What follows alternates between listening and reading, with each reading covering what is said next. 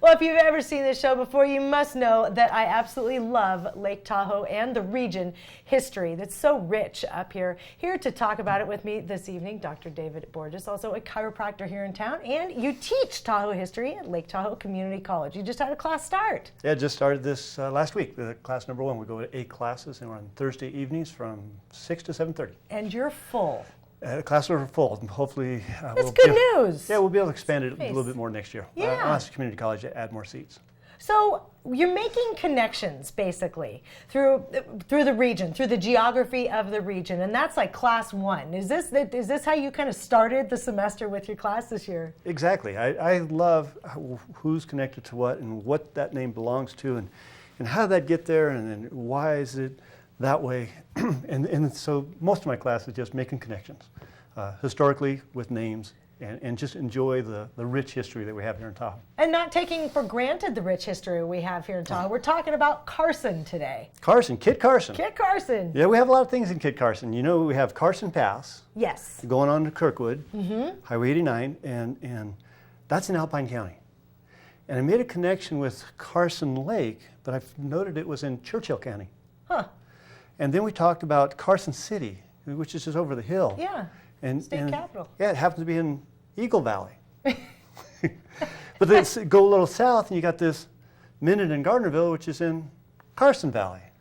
And so those names started popping up, and I go, this is a little confusing, and it has a little rhyme, but all those are connected to a gentleman named Kit Carson. And he came through Lake Tahoe area with John C. Fremont. He was a guide, he was a trapper, he was an explorer, he was an Indian fighter. He did a lot of things. And he's from Taos, New Mexico. And during the time that John C. Fremont was coming over the Sierra Nevadas, the first time he did, Kit Carson was with him. And it was over the pass, where Kit Carson Pass is now.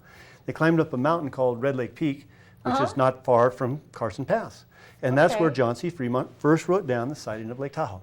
1844, right? It's February 14th, 1844. And so they named that pass after Kit Carson.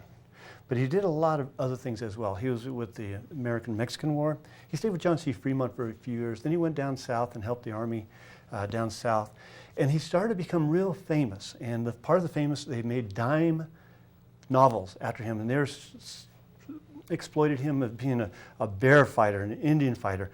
And he did all kinds of things. And a guy named Sherman, who was a Civil War general, met him and found that after reading all these novels, he was thinking this guy is 6'2", 300 pounds. He was actually 5 foot, 140 pounds.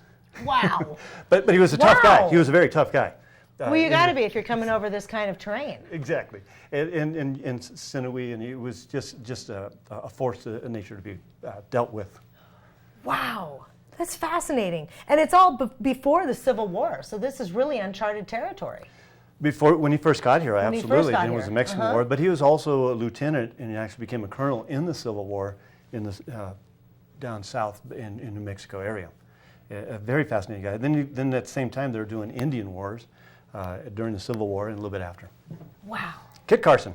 Kit Carson. I love how you come in with such fascinating information. This is awesome. So now connecting all these Carsons throughout the Carson Pass, Carson Lake, Carson City, and Carson Valley. Great information. Thank you so much. And best of luck to you this semester. Thank you. And thank you for all you do within the community as a chiropractor as well. Dr. David Borges in the house this evening. More Tahoe Tonight right after this.